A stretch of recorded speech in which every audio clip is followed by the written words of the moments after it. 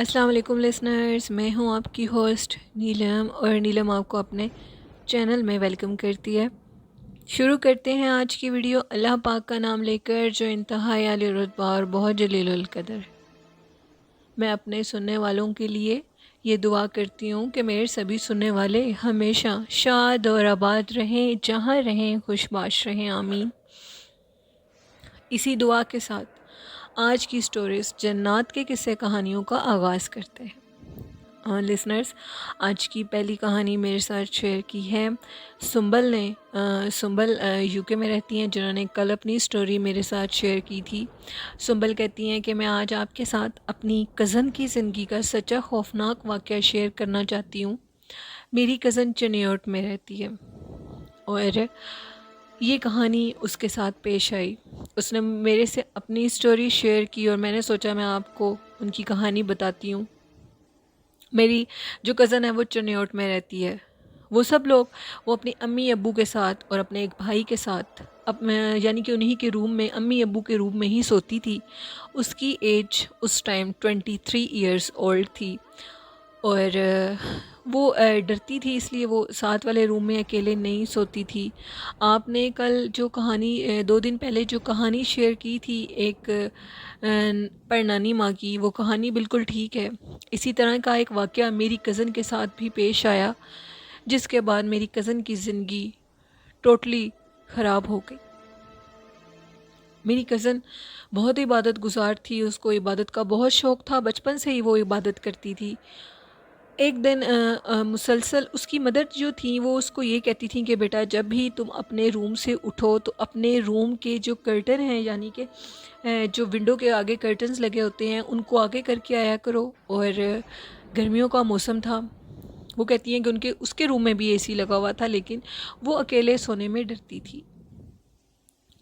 اس کی ایک بری عادت تھی کہ وہ سوتے ہوئے جب ادھر امی کے پاس سونے کے لیے جاتی تھی تو اپنی ونڈو کو بھی کھول دیتی تھی اور کرٹنز کو بھی سائڈ پہ کر دیتی تھی۔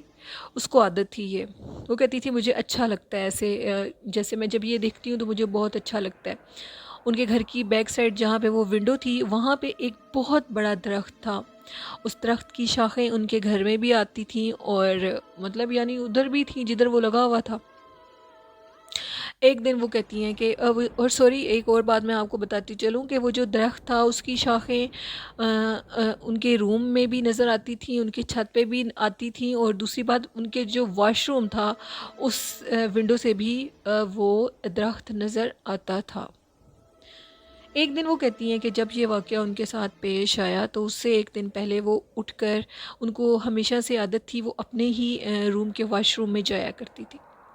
رات کے ٹائم وہ واش روم میں جانے کے لیے اٹھیں تو وہ جیسے ہی انہوں نے پہلے وہ اندر انٹر ہوئی تو ان کو خاصا عجیب سا لگا۔ ان کو کچھ عورتوں کی بات کرنے کی آوازیں آ رہی تھیں۔ انہوں نے ٹائم دیکھا تو ٹائم تھا اس ٹائم 3:30 کا۔ بڑی حیران ہوئی کہ یہ کیا۔ وہ سو کر ہی اٹھی تھی۔ اس نے کہا میں کیوں نہ تہجد کی نماز پڑھ لیتی ہوں۔ اس نے وضو وغیرہ کرنے کے لیے وہ واش روم میں گئی۔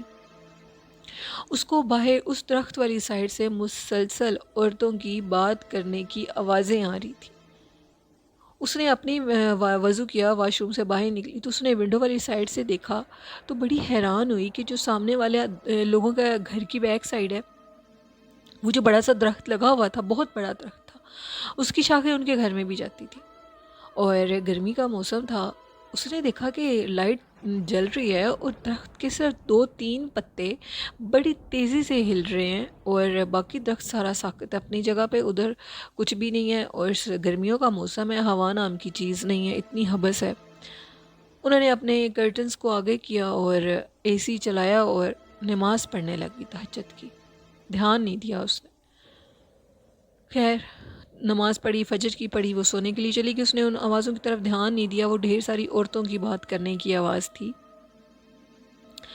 نیکسٹ ڈے وہ دوبارہ اٹھی، اسی ٹائم پر اس کی دوبارہ آنکھ کھل گئی۔ اس نے کہا میں پھر آج تہجد کی نماز پڑھتی ہوں۔ وہ دوبارہ اپنے روم والی سائڈ پہ گئی۔ اس بار اس کو یوں لگا جیسے وہ اپنے واش روم میں بیٹھی تو اس کو جیسے ایسے لگ رہا تھا کوئی اس کو مسلسل دیکھ رہا ہے اس ونڈو میں سے۔ وہ کہتی ہیں کہ میں وہ کیفیت آپ کے آگے بیان نہیں کر سکتی کہ وہ میری کزن کہتی ہے میں بتا ہی نہیں سکتی وہ کیا کیفیت تھی. یوں لگ رہا تھا جیسے مجھے کوئی واضح دیکھ رہا ہے اور میں بڑی شرم محسوس کر رہی ہوں. میں نے فٹافٹ وضو کیا اور میں باہر نکل آئی. میں نے پھر نماز پڑھی, بالکل ٹھیک ٹھاک تھی میں, مجھے کچھ بھی نہیں تھا. نیکسٹ ڈے دوبارہ تیسرے دن میری پھر اسی ٹائم پر آنکھ کھل گئی. میرے روم کے کرٹن ہٹے ہوئے تھے, ونڈو کھلی ہوئی تھی. وہ جو درخت تھا اس اسٹریٹ میں بہت بڑی لائٹ بھی لگی ہوئی تھی, باہر سے صاف نظر آتا تھا. پہلے تو مجھے بہت اونچی آواز میں ایک مرد کی آواز میں میرا نیم کال کرنے کی آواز آئی. رات کے 3:30 بجے اس خالی گلی میں جو بیک سائڈ ان کی گھر کی بنتی ہے ادھر سے آواز آئی. میں اتنا ڈر گئی, اس آواز میں اتنی سختی اتنی کرختگی تھی میں آپ سے بیان نہیں کر سکتی. سنبل کہتی ہیں کہ اس کے بعد میری کزن ڈر گئی, لیکن اس نے پھر اس چیز کو اگنور کیا. اگنور کرنے کے بعد اس نے کیا دیکھا, وہ جیسے ہی وضو کر کے باہر نکلی اس نے کرٹن آگے کرنے, جیسے ہی میں روم کے کرٹن آگے کرنے کے لیے گئی تو میں دیکھ کر حیران رہ گئی. وہ جو سامنے میری چیز مجھے نظر آئی, میں وہ آپ کو ایسے بتاتی ہوں کہ انہوں نے کیا دیکھا کہ وہ جو درخت ہے اس درخت کے اوپر ایک عورت سیاہ کالے لباس میں چل رہی ہے. عورت نہیں, لڑکی, ایک ینگ لڑکی اس درخت کے اوپر چل رہی ہے. اس نے نقاب کیا ہوا ہے اور اس کے بال کھلے ہوئے ہیں, اس کی آنکھوں میں ڈھیر سارا کاجل تھا. جیسے ہی میری کزن نے وہ منظر دیکھا اس نے اونچی سی چیخ اس کی نکل گئی اور وہ ادھر ہی گری اور وہ بے ہوش ہو گئی. ساتھ والے روم سے سارے نکل کر آئے, انہوں نے اس کو دیکھا, اٹھا کر لے گئے. اور جب اس کو اٹھا کر لے گئے وہ لوگ, صبح جب اس کو ہوش آیا اس نے یہ سارا واقعہ ان کو بتایا کہ میرے ساتھ 3 دن سے اس طرح ہو رہا ہے. اس کے گھر والوں نے کہا کہ اسے کسی اللہ والے کے پاس ہی لے کے جاتے ہیں, یہ معاملہ ٹھیک نہیں ہے. وہ اس کو اللہ والے کے پاس لے گئے. جیسے ہی وہ ادھر انٹر ہوئی, یعنی کہ وہ ایک مدرسہ میں ایک کوئی مولوی صاحب تھے, وہ ادھر قرآن پاک پڑھاتے تھے اور یہ دینی تعلیم دیتے تھے اور لوگوں کے یہ جنات کے جادو کے مسائل کو حل کرتے تھے.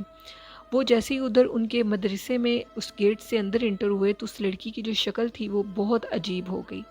اس نے اونچا اونچا چیخنا شروع کر دیا اور کہا کہ مجھے ادھر مت لے کے جاؤ, میں ادھر نہیں جاؤں گی. اس کی شکل بہت عجیب ہو گئی. اس کی آنکھیں اس طرح تھیں جیسے ابھی پھٹ جائیں گی, سرخ لال. جب ان کو ان مفتی صاحب کے پاس لے جایا گیا تو اس کے اندر وہ عورت خود بخود حاضر ہو گئی. اس عورت نے کہا کہ میں کافی دنوں سے اسے دیکھتی تھی, کافی دنوں سے یہ مجھے نظر آ رہی تھی اور یہ اپنے روم کے جو کرٹن تھے وہ آگے نہیں کرتی تھی. جب یہ ادھر سے اٹھ کے جاتی تھی تو میں باقاعدہ اس کے روم میں آ کر لیٹ جایا کرتی تھی. کچھ دنوں سے اس نے اپنی یہ روٹین بنا لی کہ یہ آ کر آتی ہے 3 بجے, جس ٹائم میرے ادھر سونے کا ٹائم ہوتا ہے. میں فجر کی اذانوں کے ٹائم پہ وہاں سے چلی جاتی ہوں کیونکہ مجھے پتہ ہے کہ اب یہ ٹائم انسانوں کا ہے.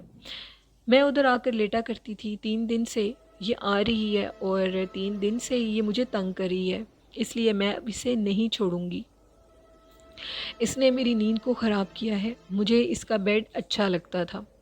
یہ جب اپنے کرٹن ہٹا دیتی تھی تو میں اس روم کو مسلسل دیکھتی رہتی تھی. جب پہلے دن یہ آئی تو مجھے ہم ساری بہنیں, مطلب وہ جو چڑیل, وہ جو جنی ان کو نظر آئی ان کے اندر تھی, اس نے بتایا کہ ہم ساری بہنیں پہلے دن باتیں کر رہی تھی اس کے کمرے میں بیٹھ کے اس کے روم میں بیٹھ کے. اور اس کے بعد جب ہم نے اس کو دیکھا تو ہم لوگ خاموش ہو گئی.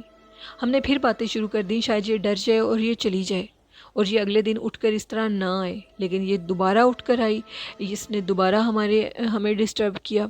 تیسرے دن جب یہ دوبارہ آئی تو ہم نے اپنا آپ اس پہ ظاہر کر دیا, اب میں اس کی جان نہیں چھوڑوں گی. انہوں نے ان کو تعویذ دیے اور کہا کہ یہ ایک پانی ہے, یہ پانی زور زور سے چھینٹے ان کے منہ میں مارنے ہیں جب یہ چیز ان کے اندر آ جائے. ہم نے اسی طرح کیا. جب بھی وہ چیز ان کے اندر آتی تھی وہ کام کرتی کرتی گر جاتی تھی, وہ کسی سے باتیں کرتی کرتی گر جاتی تھی, اس کے منہ پہ چھینٹے مارتے تھے تو وہ چیز چلی جاتی تھی. پھر اس کے بعد ہم نے اس روم میں جانا بند کر دیا. اینڈ یہ ہوا کہ ابھی بھی ان کی کزن کے اوپر اسی چڑیل کا بسیرا ہے. وہ ابھی بھی ان کے اوپر ہے. اینڈ یہ ہوا کہ انہوں نے اپنے اس گھر کو چھوڑ دیا، یعنی کہ اپنے اس گھر کو جو ان کا ذاتی تھا، اپنا تھا، اس کو انہوں نے چھوڑ دیا. انہوں نے اس گھر کو خیر آباد کر دیا. خیر آباد کرنے کے بعد بھی اس گھر کو اس مخلوق نے ان کی جان نہیں چھوڑی، ان کے اوپر ابھی بھی حاوی ہے، کبھی نہ کبھی ابھی بھی آ جاتی ہے ان کے بیچ میں.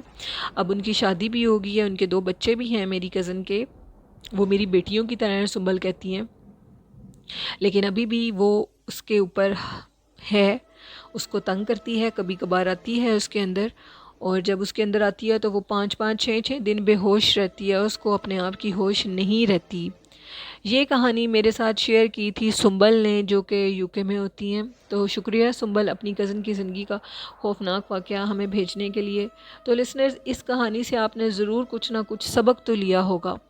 اور رات کے ٹائم اس طرح اٹھ کے جانا، اور اپنے روم کے، ہمیشہ میری امی بھی یہی بات سمجھاتی ہیں کہ اپنے روم کے جو پردے ہیں ان کو رات کے ٹائم آگے کر دیا کرو، بالکل بھی مت ہٹایا کرو. ایسی مخلوق رات کے ٹائم ایکٹیو ہوتی ہے، اور یہ جس جگہ کو دیکھ لیں خالی تو اس جگہ پہ یہ بسیرا کر لیتی ہیں. بسیرا نہ بھی کریں تو اس ٹائم جب ہم نہیں ہوتے اس ٹائم پہ ان جگہوں پہ وہ آ جاتے ہیں، اور ہم نہیں جانتے کہ وہ ادھر ہوتے ہیں، کیونکہ یہ کسی کو نظر تو آتے نہیں ہیں. اس لیے انسان نہیں جانتا کہ یہ ادھر ہیں یا نہیں ہیں. انسان بے بس ہے.